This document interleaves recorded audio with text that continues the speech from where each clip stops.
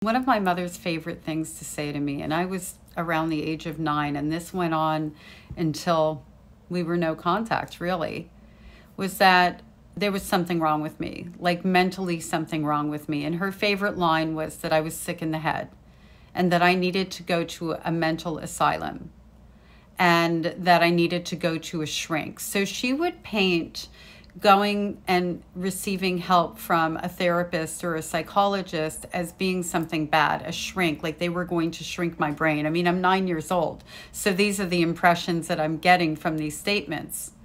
And then she would further state that people in my family, everybody, narcissists love the word everybody, thinks that I'm crazy and sick in the head, and that they're encouraging her to send me to the mental asylum.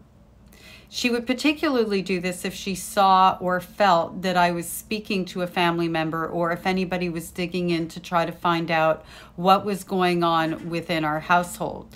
That was her way of silencing me with regard to them.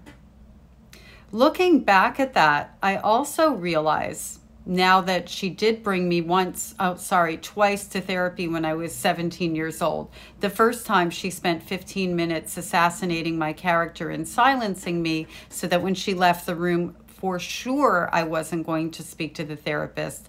And the second time she gaslit me into believing that the therapist would tell her everything that I said. Like, that went really far out.